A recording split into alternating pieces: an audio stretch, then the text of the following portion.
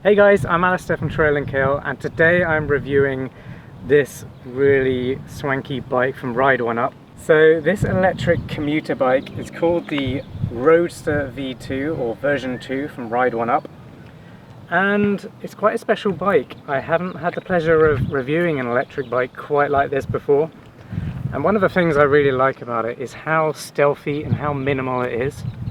So if you look at it as a whole,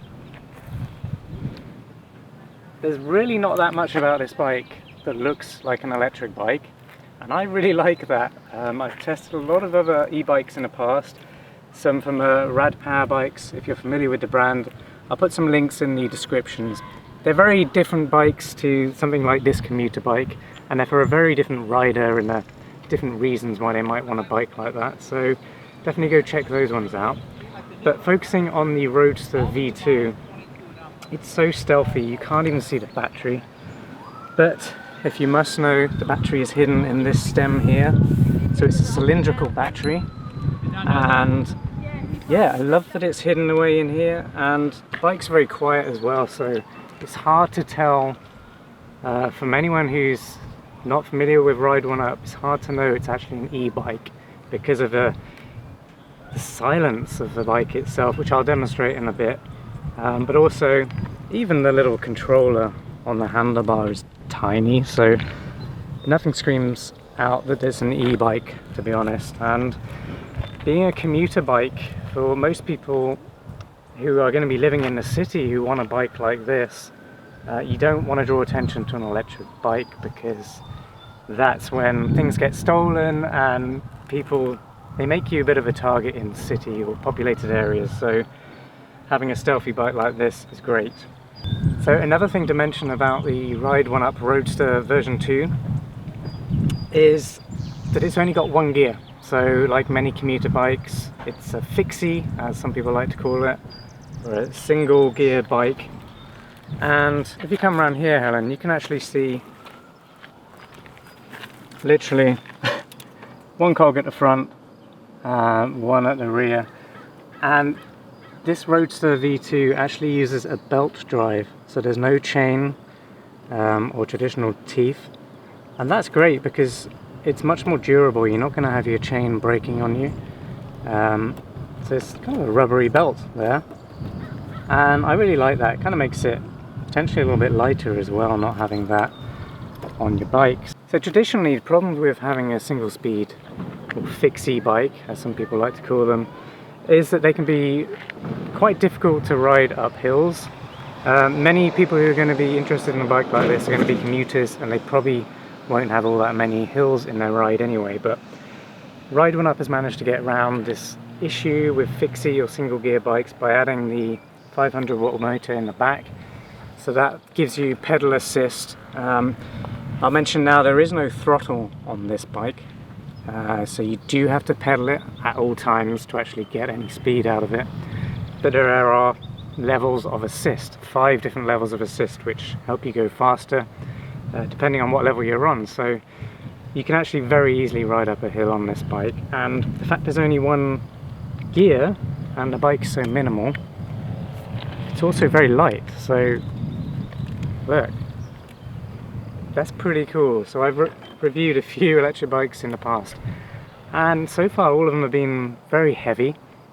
So having a bike like this that's so light, it means that the motor is able to provide essentially more power to your bike and actually give you more mileage out of it. And this Roadster V2 can go anywhere from around 20 miles to 30 miles, depending on your weight, depending on how many hills you're riding and what kind of level of assist you're riding at. So that's really good, being able to do that. The bike also rides really well without having any pedal assist. Rides much like a fixie or a single speed bike. It can be a little bit tricky pulling away at stoplights, or when you're going from a standstill to riding away. It's very typical of a fixed gear bike. So I actually would recommend having at least one single speed of pedal assist in your ride. That can really make the ride much more enjoyable. And that's, let's face it, that's why you got an electric bike in the first place, to actually have some assistance and the thrill of the speed from the electric motor.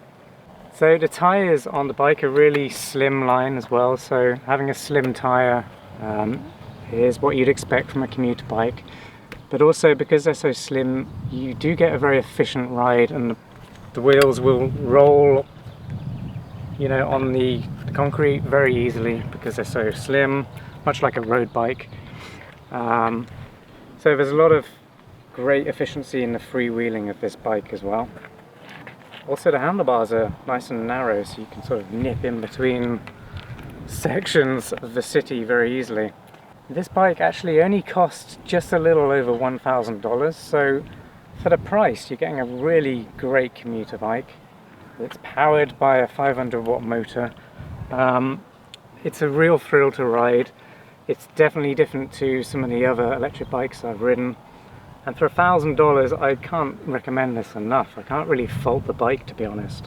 So this review is very much a complimentary review to my in-depth look at the bike on trailandkale.com, so definitely go check that out. I include many more stats on the bike, take a much deeper look at the technical side behind the bike, and also share plenty of extra photos on there which show you the quality of some of the components on the bike. Yeah, so definitely go check that out. That will give you a deeper insight into the bike, and hopefully it will share some insights onto whether this bike is for you. I'm now going to demonstrate the bike, see what it's like, top speed. I'm going to ride it past the camera. There is no throttle on this, so I can't really show you what the acceleration is like, because that's going to be very different for different people, depending on how much power you've got in your legs, because it is a pedal assist bike. So I'm going to demonstrate that top speed to you now, and hopefully that will show you how noisy or how quiet the bike is. I think it's pretty quiet, so let me know in the comments down below what you think about it. Okay, I'm going to demonstrate on pedal assist 5.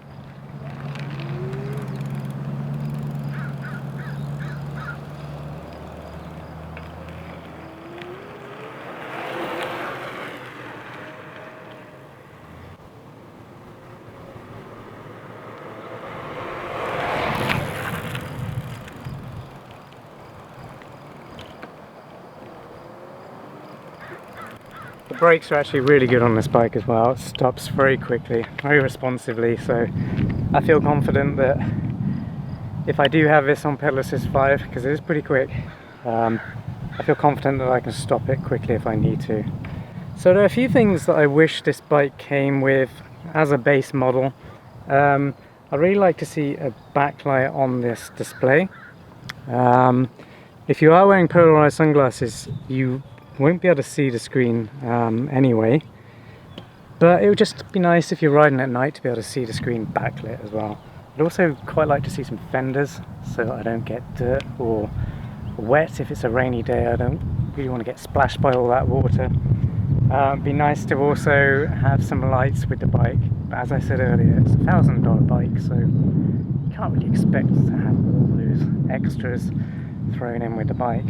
And then finally, the last thing I'd quite like to have would be a kickstand, but many commuter bikes don't really have kickstands. It's additional weight that many people probably wouldn't even want on there, but it'd be quite nice to have it. Now, some of those features you can actually buy on the Ride1UP website, so I'll put a link in the description so you can see all the different add-ons that you can get for this bike.